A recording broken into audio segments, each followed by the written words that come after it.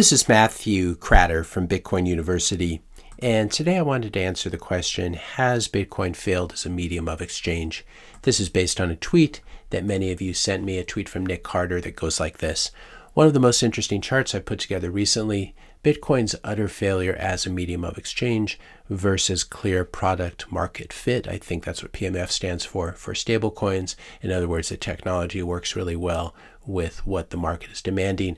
Maxis who claim that Bitcoin will one day succeed as a medium of exchange must deny this reality or pretend it doesn't matter. And what we have here is a chart where the x-axis is years, the y-axis is hundreds of billions of dollars. The orange line is on-chain settled value on the Bitcoin network. So in other words, you've taken all the Bitcoin that trades and settles at a given point in time and converted it to US dollars. And the gray line, or this brown line, is on-chain settled value for stablecoins that settle on Tron and Ethereum and all of these other L1 layers. And we can see, in fact, that the US dollar settlement is much higher than the Bitcoin settlement. But I'm not sure really what this shows. Maybe I'm missing something. But does this chart really tell us anything that we don't already know? The US dollar is a global reserve currency valued in tens of trillions of dollars and used for trade everywhere on Earth, while Bitcoin is an emergent digital asset with a market cap of just $500 billion. So is Nic trying to prove that there's more global demand both on-chain and off-chain for US dollars and Bitcoin? Because if so, I already agree with him. This is very clear. US dollars are clearly a more widely accepted medium of exchange and store value, though a very poor store value, but they are more widely accepted and used than Bitcoin at this point. Offshore US dollar stablecoins like USDT, Tether, in other words, are in particularly high demand. But here's the thing, this chart tells you nothing about where things are trending because there's now widespread international distrust of the US dollar, especially over the past few years since the currency has been politicized so many times with sanctions and since the Fed has decided to debase it so rapidly. So China, Russia, all the BRICS countries are trying to move away from the US dollar as quickly as possible and maybe set up their own trade currency.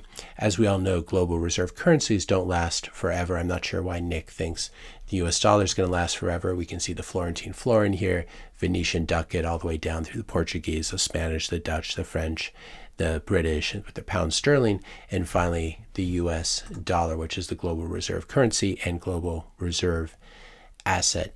If Nic were a VC, if he were a venture capitalist in 1910, the question is, would he be betting on horses over cars based on this chart? This is a very similar chart. It shows horses taking off here in the early 1900s and automobile usage by household completely flat. So this reminds me a lot of the chart that Nic just posted. If you're enjoying this video so far, I just ask you to hit that subscribe button. That really helps out the channel. The next thing that Nic fails to mention is I think a very good point that Vijay Boyapati makes in his famous essay, The Bullish Case for Bitcoin. I believe this was from 2018, and I believe he's quoting Nick Szabo here or someone similar, but he says that money has always evolved in stages with the store value role preceding the medium of exchange value. He quotes William Stanley Jevons, who talks about the history of gold. Gold seems to have served firstly as a commodity valuable for ornamental purposes, secondly as stored wealth, in other words, store value, thirdly as a medium of exchange, and lastly as a measure of value or unit of account. These are the four or three main uses of money. So in a similar way, Bitcoin early on was a collectible, and it's now become widely recognized as a store of value for people who remember and understand what a store of value is. It doesn't mean it never fluctuates in fiat terms. For example, gold is a historical store of value, which fluctuates. It can have huge 30 or 40% drawdowns. So Bitcoin is sort of at the store of value stage now. And then Vijay goes on to point out that when a money is fully established as a store of value, its purchasing power will stabilize. Having stabilized in purchasing power, the opportunity cost of using money to complete trades will diminish to a level where it is suitable for use as a medium of exchange, or I might add a widespread medium of exchange. So this is the path that you take, and Bitcoin's really only been around for 14 years, so I'm not sure why Nic expects it to complete this whole arc of transformation in a very, very short time, especially when it's competing against something like the US dollar, which is the widest medium of exchange and most used currency in human history. Here's another problem with Nic's charts. If I buy USDT, if I buy Tether because I want to quickly send my funds between crypto exchanges for my degen crypto trading, and there's quite a bit of this that's gone on over the past few years, this actually increases the value of on-chain settled US stablecoins. So that would increase the gray line here, and thus somehow demonstrate that US dollar stablecoins are a better medium of exchange than Bitcoin. Maybe they are in terms of sending money back and forth between exchanges if you're doing degen crypto trading, but I'm not sure this is exactly the point that Nic is trying to make when he talks about medium of exchange. By medium of exchange, we mean it's used for buying daily goods and services and this sort of thing, not just a pure financial use like degen trading. Also, as the US dollar experiences higher and higher levels of inflation, is Nic really so sure that people will still want to accept US dollars? In fact, the opposite has been happening in places with unstable local currencies like Argentina, where people want to accept harder money like the US dollar in exchange for their work or in exchange for goods and services. And they also want to save in US dollars. This article points out the highest jobs in Argentina are the ones that pay dollars, because you then don't have to go to all the trouble once after you have payday to dump your Argentine pesos and try to find someone who will convert them into US dollars. It's much nicer to be paid directly in US dollars, and people will seek out a more sound form of currency, and this is what we would expect to massively change a chart like this. When the US dollar is weakening at a much greater rate, people are going to want to hold their value and also use Bitcoin as a medium of exchange. Will people still want to accept US dollar stablecoins as payment when the US dollar is losing significant value, even overnight, as happens with things like the Turkish lira and the Lebanese pound and the Argentine peso? Of course they won't. They're going to want to be paid directly in a hard currency like Bitcoin.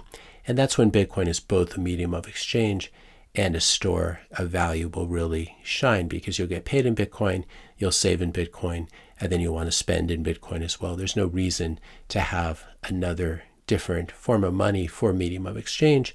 So we should expect some sort of convergence here, because money is a winner-take-all solution. And people do this even today. They like to save in US dollars and then spend in US dollars.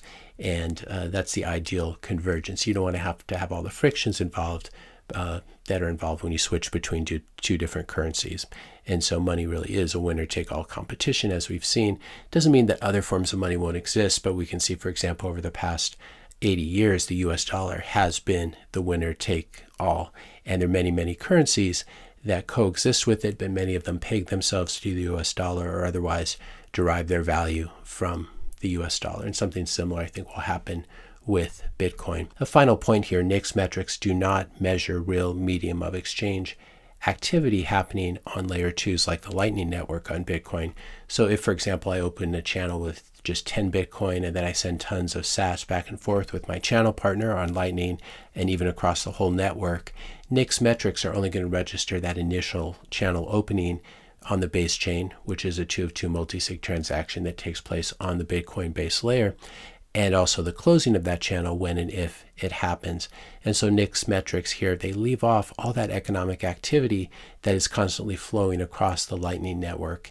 And you don't need to take your Bitcoin off the Lightning Network. If you're in El Salvador, you buy a McDonald's hamburger or a Starbucks coffee or a banana from the local fruit vendor.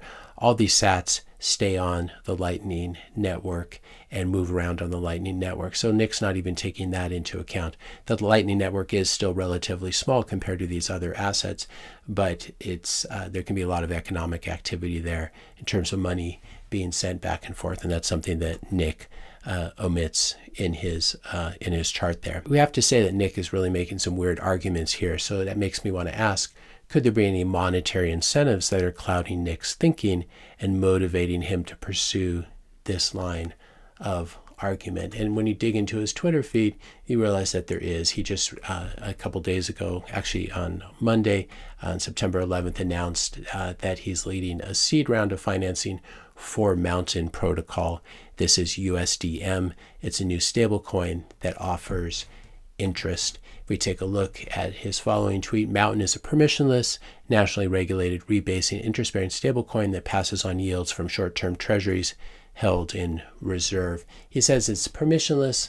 I went there and tried to take a look, and of course it is a permission platform. I can't access it from the US. So this is I guess this is Nic's idea of technological innovation, basically recreating the fiat system on the blockchain and getting pretty excited about it. But it doesn't look like it's permissionless to me, and I'm unable to access it. If you enjoyed this video, be sure to hit that subscribe and like buttons. Hit the notification bell if you want to be notified when I publish my next video.